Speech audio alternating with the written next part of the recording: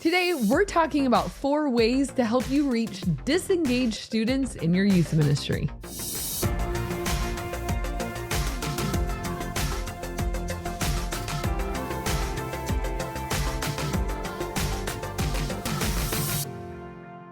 Welcome to the Ministry Coach Podcast, where we give you weekly tips and tactics to help you fast track the growth and health of your youth ministry. My name is Jeff Lascola, and this is Kristen Lascola, and today we are talking about 4 strategies to help you reach disengaged students in your youth ministry.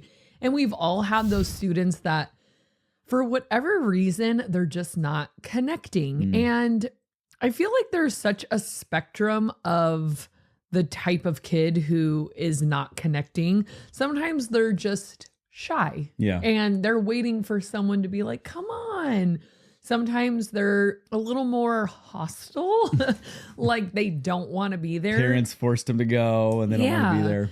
Yeah. And maybe they're just kind of an independent type. And I've even had kids who felt almost too mature to be there. Like you could just tell, wow, you might be an 11-year-old body, but you've seen some stuff. Like you're like an adult, right? And you're like, what, these games, what is this? And so I just feel like there can be so many different reasons why students are not engaging super easily in your youth ministry.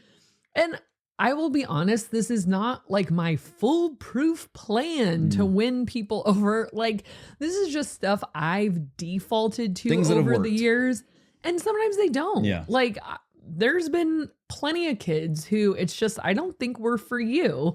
And I've seen them flourish in other type of ministries, or maybe they just weren't ready for like a church community, but maybe somewhere in the future they will be. And so don't take I think it's hard not to take it personally when they don't want to be a part of things or get discouraged. I feel like one of those two feelings is pretty common. Like, man, I just can't win this kid over, or wow, like, why do you hate us? And so there's could be like the levels of complexity underneath why they're not engaging could be far beyond what you could ever figure out or reach. And have 0% to do with you or your youth ministry. Right. Or maybe they do have a lot to do with you, and who knows? But all I'm saying is there's a couple things you could do to try to engage them into community at church, because sometimes they really are ready for it and they just don't know how to jump in. And that's where you come in. And I've seen it, like dozens of success stories where that kid was like, just kind of a loner, or didn't really want to talk, or super shy, or didn't have any friends. And I just went to the baby shower of one this last week who's an adult married woman now, who I got to baptize, lead to the Lord. And she was like this shy little girl, I'll talk more about her. So first, in this strategy, it's not even like a strategy. It's kind of just like what I default to. I'm not like scheming, like, wow, what is my strategy here? It's more of just like, these are things that I've sensed I should probably do this. So the first one is you as the ministry lead, as the youth pastor, youth director, whatever. It is so important that you be their first connection. And I've noticed with some of my students that are a little more shy or a little more disengaged, me being their first connection has been really helpful. It's almost like you are helping them feel safe until they get their wings to fly on their own. Like I've had students who are very clingy with me because they know I'm a safe, like soft landing spot where I'm always going to welcome them with open arms. I'm always going to include them. I'm always going to make a big deal about them being here and excited and get them included. And what are we doing? Let's play a game. How was your weekend? And they will kind of like hover next to me, like out of safety until they get their own social wings. And then some of them, it's like, oh, remember me? Like you never talk to me anymore. That's okay because you have community now. But I feel like the youth pastor being that initial soft landing spot for them is a really good idea, because you as the youth pastor or any ministry leader, I feel like one thing you really have to tap into, and I started doing this without realizing I was doing it, and maybe it's because I'm a 3 on the Enneagram and we're very good at being chameleons. Like, what do you need me to be? That's what I'll be today. But that really worked to my advantage with these newer kids, because I was trying, without realizing it, to have like the EQ to match their energy. So like, I have a lot of energy. I can be like really hyper and silly and friendly and over the top. Overwhelming. That felt personal, Jeff. Are you overwhelmed? I thought I was just adding to the list of things. Sorry. I wouldn't have Strike said that. that one. I wouldn't have said that. No. Overbearing. I would have said, yeah, it could be overwhelming, but like I tried to dissect their personality in the first few seconds of talking with them. And it's like, what do you need me to be for you? Because I can be up here or I can come down. I totally can, Jeff. You know, and I can do everything in between. Yeah. Like if you're wanting, like one of my students, he is just so silly. And every time he sees me, like we start singing Wicked, even though I've never seen Wicked. Like I just am like, pretend to sing along, and he thinks it's hilarious. And we do our little dances. And then like another girl, she's super calm. And so I just sit next to her and I talk to her about what she did this week. And we talk about coffee and stuff like that. And she's super chill. And then another one just is like, always just wants to be near me, you know, like I put my arm around her because she always wants to be touching somehow or linking arms or holding hands. Like she's very physical, and I try to match their energy. Yeah. So because it's not like, well, you're not being your authentic self. No, it's not a matter of being real like, or not. It's almost just turning the volume knob on your energy levels up or down. Kind of thing. Yeah, that's a good way to put it. And I feel like that is like a talent. I don't know if everyone does that or if that's just I think they can if they me. really put the effort in. It's not that hard. It's not. And I find that it comes pretty naturally to me. Like this one kid used to always come and he was obsessed with he had like a pet like gecko or something, and he always wanted to talk to me about it, and he like brought in pictures of it, and I was very interested in his gecko, and he loved to talk about it. And so it's like, okay, I just know. And that was before he got his wings. And so it'd be like, Kristen, oh my gosh, look at what my gecko did this weekend. And, you know, I'm like, oh my gosh. And I cared. I wasn't like totally pretending, but it was like, I was trying to pick up on, what do you need from me? Who do you need me to be right now for you to feel comfortable? Yeah. And I felt like that was my job. And for me, that's really helped with some of the disengaged students, because I don't know, like, we're going to talk about the other connections they need in a minute, because it's not just you. You can't be their end all be all. But right at the beginning, when they're very vulnerable, when they're a little scared, when they're a little nervous, when they're trying to get their bearings, you are a great person to do that. Because as the ministry lead, you hopefully have the EQ to be able to do that.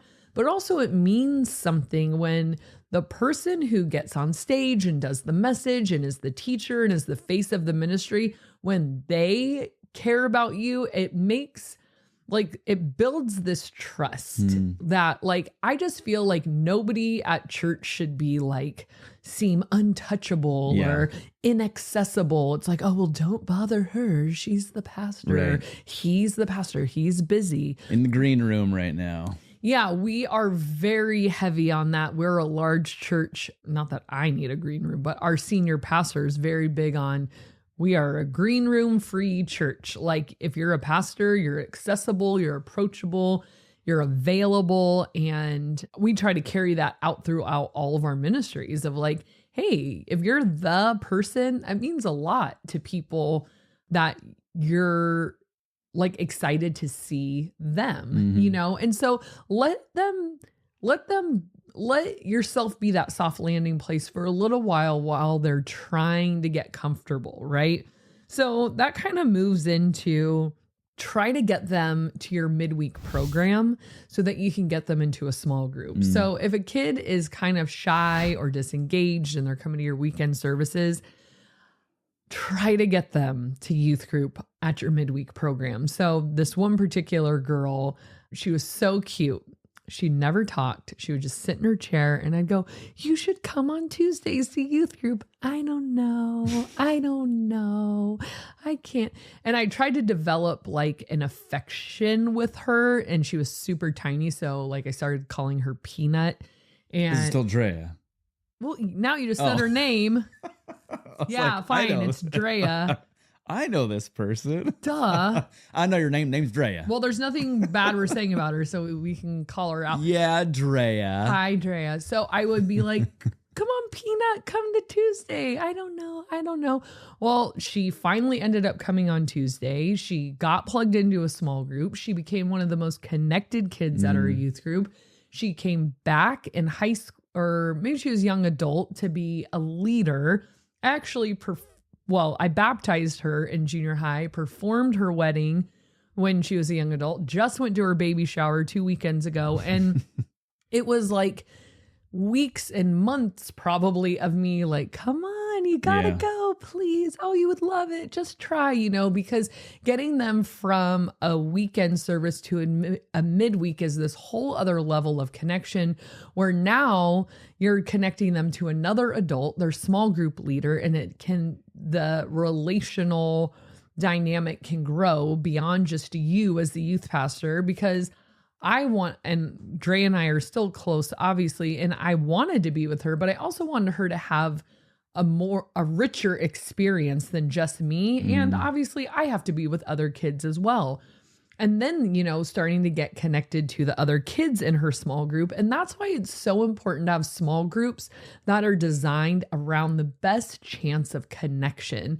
So that means gender specific, grade specific, and for lack of a better word, it's like vibe specific. Yeah, that's if you're large enough to have that many breakdowns of small groups. Right. Yeah. And if not, at least start with guys and girls. And then if you can grow a little bit from there, break it down by grade or age. And then if you're bigger than that, it's definitely by vibe. Like we have 2 6th grade girl small groups because some go to this school and some go to that school. Right. And it's just a lot easier for people. I always try to put people in a scenario with the best possible case scenario to connect. Right. Not like, let's do a social experiment where you try to connect with someone you'd never connect with in real life. It's like maybe, and sometimes that works. Right. I just feel like it's more experimental. And we've talked about that a million times on the podcast, but I just want them to be with people that it's like, I could see you being friends with this person. Yeah. So getting them in a small group is a really big deal. And when they're in that small group, now they have peers that are like them, that are similar. They have another adult besides you who's keeping track of them, caring for them, including them, and then making sure they're registered. So like getting their info, their name, their address, all of that. And you can even reach out to the parent like, hey, it's been so great to have Drea, on Tuesdays, hope she's liking it. Reach out anytime if there's anything we can do to better partner with your family, and just letting the parent know, hey, we're here. I see you. I'm glad you're a part of the church. And I feel like even that gives you a better chance of getting the parent connected.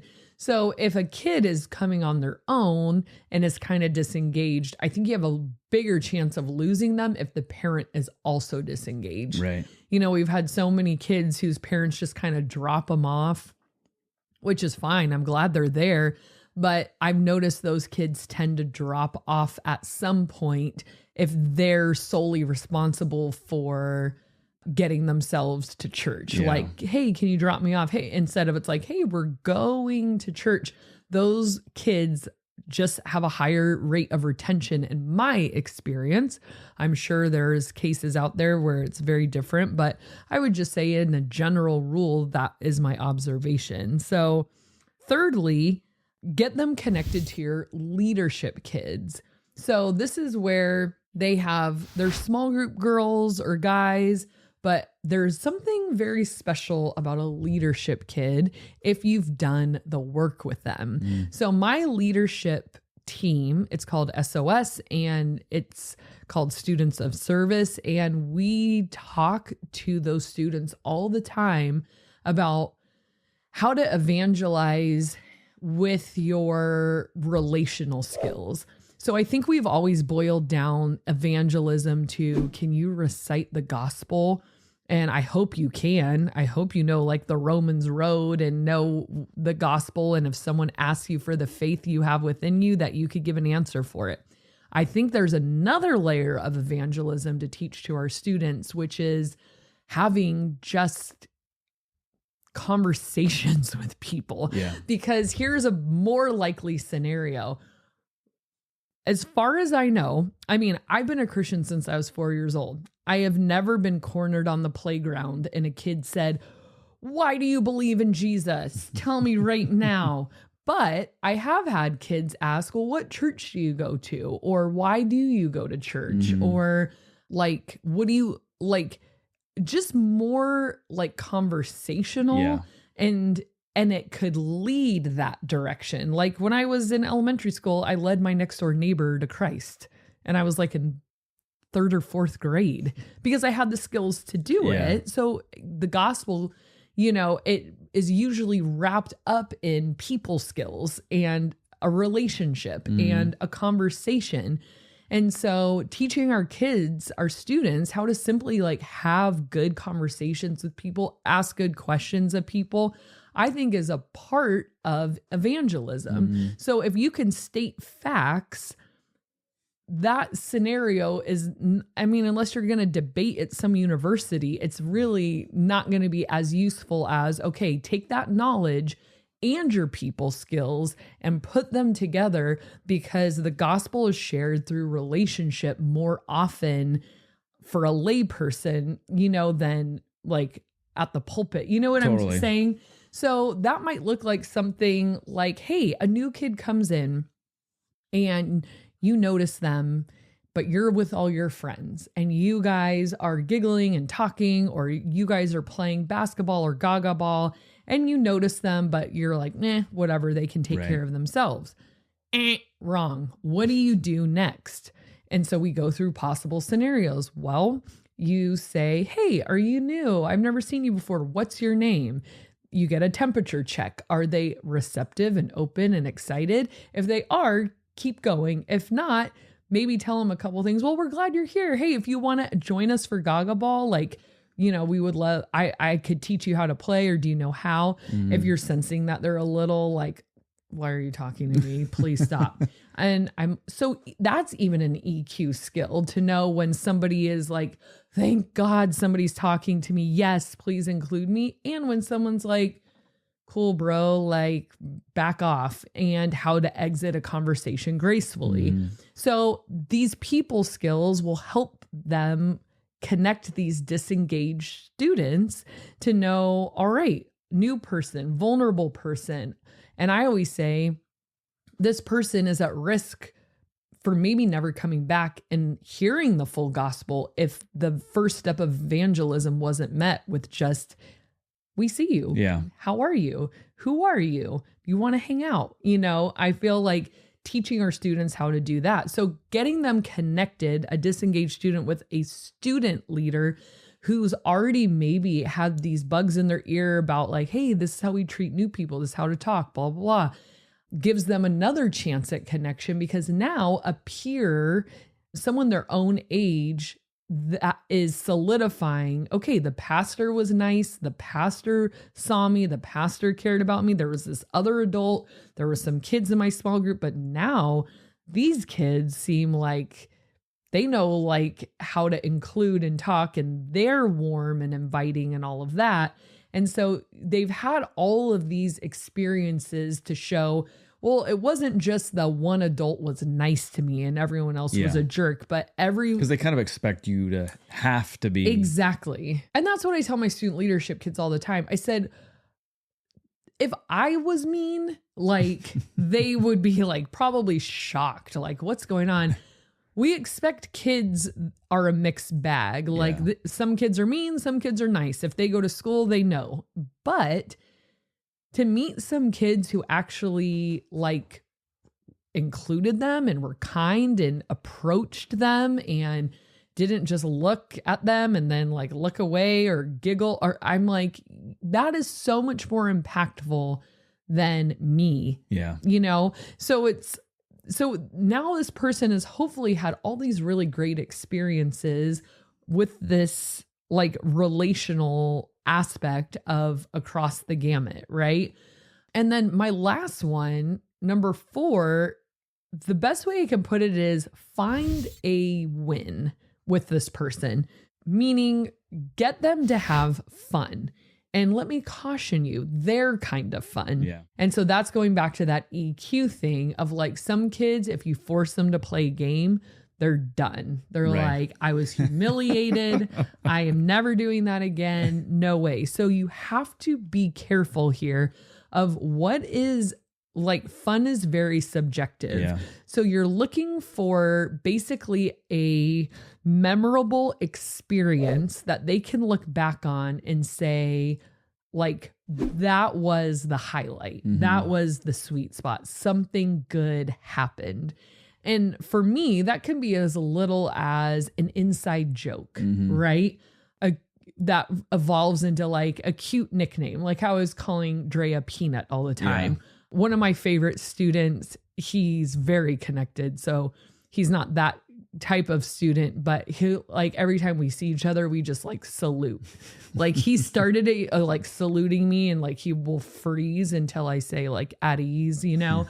And so it's like our fun little thing. And it's a highlight. Like every time I see him, I'm like, oh yeah, like our little tradition, you know? Maybe it is getting them to play a game, a low risk game where they won't be embarrassed, like 9 Square or Gaga Ball or 4 Square, something like that, where it's not like I had to go up on stage and answer a question and everyone was looking at me, you know, something like that.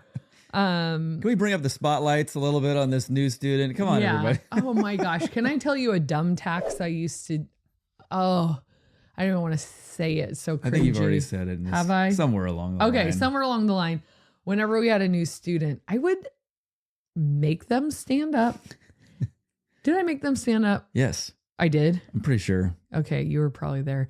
And I'd say, what's your name? What grade are you in? What school do you go to? What's your favorite ride at Disneyland? I don't like Disneyland. What's your favorite flavor of ice cream? I don't like ice cream. Well, shame on me for... I mean, no, a new person does not want to do that. Some do. I mean, I worked with enough junior hires to know some of them are like, attention, finally, you know, spotlight, thank you. But some are like, what is happening? Why is this church so My worst nightmare is coming true right now. Yes. So, and then I would like give them a piece of candy. At least I would give them a prize, but it was so dumb. I think the idea behind it is great, just minus the in front of everybody else. Like going up to them, hey, what's your name? What school do you go to? What's your favorite ride at Disneyland? Maybe not that. But I thought it was so cute and clever. And I'm like, no. It's mortifying. So cringy. It's honestly, I mean, as an adult, when it's like a group of people that may not know each other, we're going to go around the room. I'm just like sweaty palms, so nervous. I'm not listening to anybody else talk. I'm like, please don't let my voice crack. And like, see, and that's why it took me so long to realize that, because I'm not that kind of person. So I'm like, sure, what do you want to know? I don't care. I'm not shy. I'm very confident. So talking in front of a group of people, I'd be like, whatever, dude. I don't care. I don't care. But I care. And then it took me years of ministry to realize, okay, just because maybe you're the person up in front because you don't care if the spotlight's on you. Other people aren't that way. So be sensitive to that. So, you know, if they're a quieter kid, I'll be like, hey, like I'll play you in Mario Kart, and they'll be like, okay, you know. And if they're like, oh, if I can tell they're good, I'll be like, all right, if you beat me, you know, I'll give you a Coke, or, you know, like just create something fun in that. Or if there's a few leadership girls around, maybe we'll be like, hey, you want to be in our little volleyball circle or something like that. Just trying to make sure that there's this memorable experience that was positive that they look back on, and because chances are they're not going to be like, that was a really good message, I would like to go back to that church. For a kid, they will start listening to the message after they feel included and confident and comfortable, because the first few times they probably aren't hearing anything that's happening. They're just like, who am I sitting by? What's going on? What do I do next? Okay, why is everyone standing up? What game is this? Oh no, what team am I on? Because there's so many social factors that are noise. They're probably like not even paying attention to your program elements. So we really want to help push them through that so that their ears can all of a sudden open and they can lean into the message and into the worship and into the discussion, because all those social factors maybe we'll never solve them completely in adolescence, but at least we can quiet them a little bit for them. And so again, these aren't like 4 easy ways to take a disengage. So it's just more like patterns of behavior, things that may help. And if you have some success stories, if you're watching us on YouTube, I'd love to hear that in the comments, because you know, I'm always learning new ways of engaging students, because there's so many different types of kids and reasons why, and you never know what method is going to like click with you. Yeah. You know, it's not just like in the broad sense, everyone wants this. It's like, all right, every disengaged kid to me is almost like a puzzle of like, what's your hurdle and how can I help you overcome it? Or how can we overcome it together? Because I want you here. Right. You know, one thing I did mention, but like, make sure you use their name, their correct name. I met a new boy at my Saturday night service this weekend. Here's how this went. You want to hear how dumb I was? I said, hey, I've never met you. What's your name? He said, you have met me. No, I'm not, hopefully not that dumb. Like I had seen him before, but we never had a conversation. He said, I'm Jacob. I said, cool, nice to meet you. Then we start service. I'm up on stage and I say something about, I pointed to him because he was sitting next to his friend, and I was like, something about, yeah, and Patrick and blah, blah, blah. And they just start laughing. And I thought they were laughing because we were talking about dating, and I thought they were getting all giggly. Yeah. And I was like, come on, guys, like, let's be mature. And they were just sort of like shaking their head. And then like finally one of his friends raised her hand, and she's like, the reason we're laughing is because you keep calling him Patrick. His name is Jacob. I'm like, that's not even close. Like not even in the ballpark. And I literally asked you 5 minutes ago.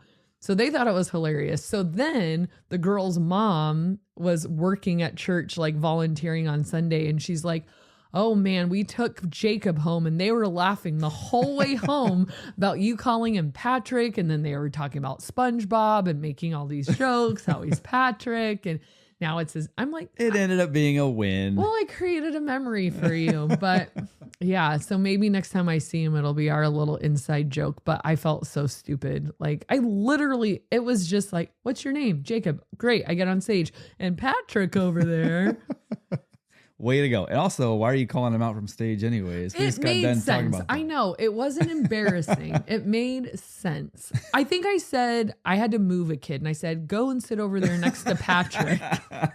Pat, for the layperson. Patty. We did another episode similar to this, but specifically how to get introverted students engaged in your youth ministry. So if you want to check that out, go ahead and watch that or listen to that on the podcast. Question of the day this week is, what is a pet peeve you have about other drivers? Too slow. I thought you meant the question was too slow. Your question is slow. No, I hate when they go too slow. I probably drive too fast. I need to work on that. But yeah, I'm just like, what are you doing? Like, put some pressure on that pedal. Let's go. So it just starts to give me a tick, you know, when they're, but I never pass people, you know, I try really hard just to be like, okay, so I'll just tailgate them instead. Wow. No, I'm just kidding. Which brings me to my pet peeve.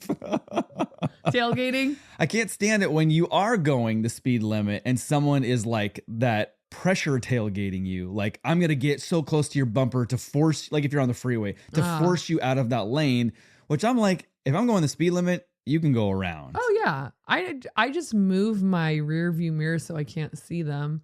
And then I just that's smart. Go and about also my business. Probably not safe. Yeah. So mine is, I don't like tailgaters when you are going the speed limit and they're just like riding you, forcing you to, you know, to move over. The other one I'll do really quickly is when someone gets mad at you and they're at fault. They'll honk or flip you off or get mad or whatever. And you're like, by the letter of the law, sir, you were in the wrong there. That bothers me. Yeah. So anyways, put in the comment section below, what is something that you have a pet peeve about in regards to other drivers? All right, this is our community comment of the day. This comes from Youth Now 1, who says, I would just like to say that I've had an opportunity to work with the youth in a more important role lately, leading and teaching while my pastor takes a break from youth ministry roles to focus on other things. And this podcast has helped with a lot of different things for me, planning, teaching, etc. Thank you. You're welcome. Thank you for that comment. I really appreciate it. Ministry Now. Youth Now Oh, 1. sorry. Thank you so much. And thank you guys for watching and listening. And we'll see you next time. Do you want to be a better youth pastor in this next year? Good. Are you looking for ways to be a more effective leader? Then stick around because we're...